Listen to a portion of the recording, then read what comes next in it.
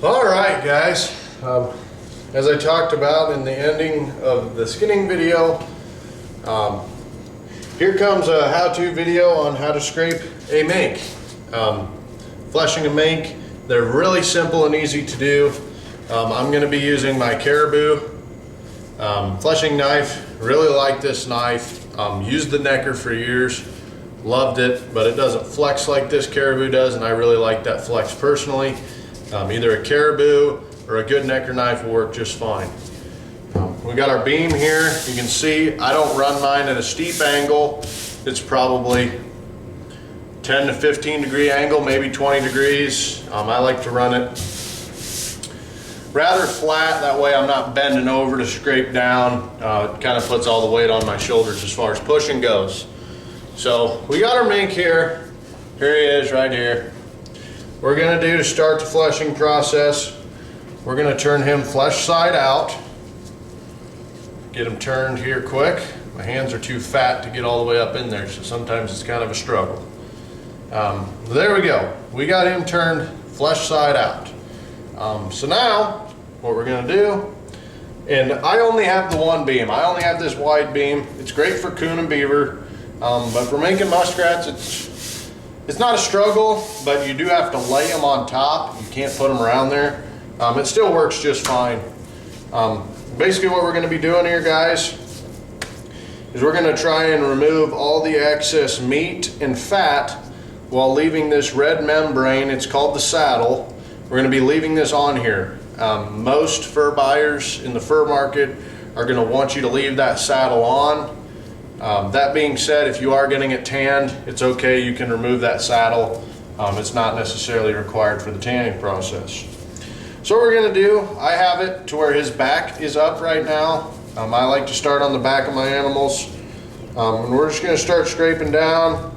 Got a little bit of meat and fat up here. Using the dull side of my knife. You do not need to use a sharp side at all on a mink, guys. Just a dull side. I'm going to scrape down. You can see I'm kind of pulling that saddle back a little bit on the top by the shoulders. I like to get a little bit back because there's some fat pockets around the shoulders there. Like that. That little chunk of fat just came out of there. And that will affect your drying process. So I like to scrape them down just a little bit. That way I can get the fat around the arms. We got a little bit of fat on top of this saddle actually. Like I said in the skinning video, this mink really has a lot of fat. Almost an abnormal amount for a mink, I would say. We're going to get that back going. I'm not going to be reaching down here and bending way over. I just work within an arm's length. Now we're going to rotate him over to his side. You guys can see I'm actually taking its head. There's no meat or anything on this head. That's going to dry just fine. So I'm actually just folding his head over the tip of my beam there. We'll pull our leg out. And you see this pocket of meat right here, that needs to go. That needs to be gone. So we'll just use our dull side of our knife, scrape that chunk of fat off of there. You can use a rag or whatever else you want to hold this on here. I typically just use my belly for mink and muskrats. They're fairly easy to scrape. And I'm just going to go right over that leg. Using the dull side, generally speaking, on a mink and muskrat, you're all right just going right over that leg. You just kind of have to give it less pressure going over that leg. You can see I'm scraping at an angle of about 45 degrees with my knife here. When I'm getting to that leg, I'm really leveling it out until I get past it. Then I start my angle again. So again, we want to leave this saddle on, this red membrane. We want to leave that saddle on this mink, but we're going to remove all this fat from above that saddle, and we're going to take fat off of the saddle here in a bit. Now I'm going to pull it up to roughly where this leg is, just so I can clean up that armpit. You can see there's a fat pocket there. We're going to just scrape that a little bit to get that fat out of there. And while I got him pulled up here, I'm going to go ahead and just work this mink down. I'm not going to take that saddle off. I'm just going to take all the fat off of the top of it. You guys will see, you can see how that's starting to roll on me there. That leather's starting to roll. You do not want to keep pushing into that. That will rip. So Just go till it rolls, and then you can either adjust, or you can do what I'm about to do and just rotate it over to its side again, and keep working the same level of that mink.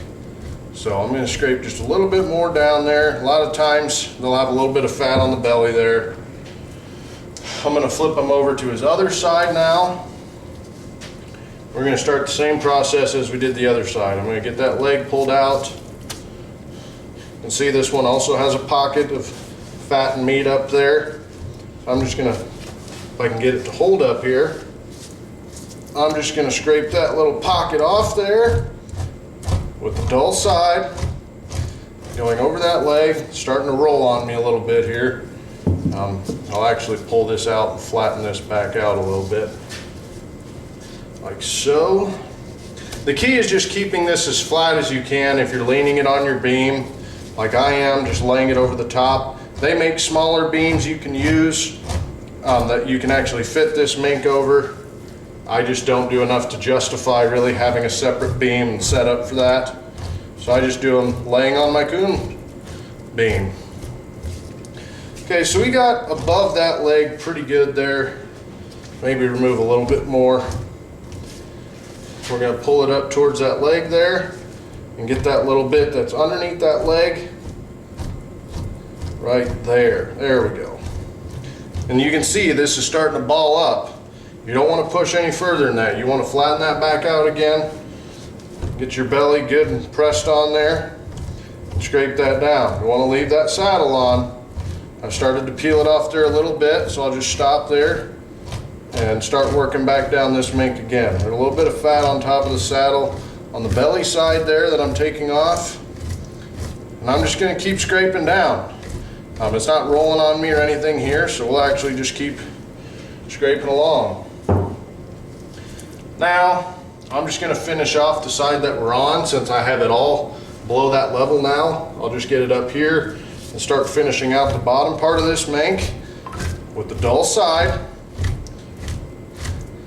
I'm just going to get all this fat off of here.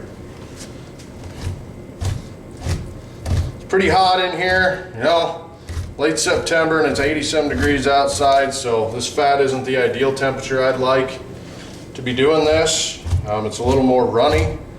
I like to have my animals relatively cooled off. That fat gets a lot more solidified and it scrapes off a lot nicer. But for this video's purpose, we're just scraping away. So I'm going to take that down that flank. This is the flank here. That was the mink's leg. I'm going to adjust one more time. Get all that fat off on that flank there, like so. Now I'm going to flip it over to my other side here and do the same thing down the side of the flank. You just want to make sure all the fat, especially around the base of this mink, is off of here. Most of their fat tends to be concentrated down towards the base, around the legs and on the belly. You just want to make sure you get that off. And the leg pockets, the front leg pockets I showed you guys, you want to make sure you get those off too. So I'm not going to do much to this tail really. I'm just going to go over it a few times, make sure I got any excess fat off of that tail. Most of it came off already with the flanks. You see a little bit of fat sitting there yet. Get that off of there. Now we'll flip it over to the belly to finish fleshing out our mink. So we got a little bit of fat here. I want to get off of here. This is a really big mink, like borderline the biggest mink I've ever caught. We actually caught this mink while beaver trapping this spring. Iowa extended its season to the end of February for mink, and I caught him late February, so we kept him just for this purpose here. So that mink right there is fleshed out. You can see I left all that red membrane on there, not holding it in the camera. There we go. See, I left all that red membrane on there, but all that excess fat is off of that mink now. So we'll get the camera moved around, guys, and we'll get to showing you guys how we board a mink to put it on a stretcher for it to dry. Alrighty, we're gonna put our mink here on a stretcher now. We got him sitting here. So what we're gonna do, this is a mink board. I prefer using boards for mink. I feel like it gives them a lot fuller of a feeling for the fur buyer, makes their fur feel thicker. So we're gonna put them on a board. We're gonna turn our mink flesh side out again here. I'll get in front of the camera so you guys can see a little bit better. We are going to, maybe. All right, now we got him flesh side out again. We've already fleshed this mink, like I showed you guys previously. All that's left on him is that membrane there. So we're gonna just go to the top of our board. We're gonna slide this mink, maybe, trying to do this in the frame of the camera here, it's not working out. Okay, let's see if this will work. So I want the back side of the mink facing towards me, just what I prefer. Get that nose over the tip there. Get that all nice and flush, tightened up. Okay, and we got our mink on our board. So what we're gonna do, we're gonna use push pins, if I can grab one. Push pins, these are aluminum push pins. We're gonna go to the base of that tail. We're gonna pull down and inward. We're gonna put a pin there. We're gonna do the same thing on the other side of the tail. Pull down, put a pin there. I like to flip it over from here personally. I'm gonna do the flanks. I'm gonna come up from the bottom of this flank about 1/2 to 3/4 of an inch. I'm gonna put a pin there. I'll do the same thing on the other flank. I like to get them to where they are relatively in line with each other there. And then we're just gonna finish out this skirt here. I like putting 3 to 4 pins in my mink. We're gonna do 4 along the base here. This is a nice big mink. We're gonna go along there. 4 pins, just like so. And we're gonna put 1 in to hold pressure. That way our side does not ride up in the drying process. That way we get a good size out of our mink when it is done. We're gonna put four pins in the other side here. There's 2, 3, last one. All right, and then again, we're gonna put that one right in on the side there to make sure our sides don't ride up. Now, basically all you really have to do with this tail, guys, is just make sure that it's gonna stay open in the drying process so it can dry properly. I like to do 8 pins in mink tails myself. Just kind of let it hang there and pin it out, essentially. You're not pulling on this to get it stretched out or anything like that. The tail is not that important. I just like making a nice, good, clean, finished product when I'm done with my mink. We're gonna do, there we're at 6. We got 2 more there for the tip of the tail. Just like so.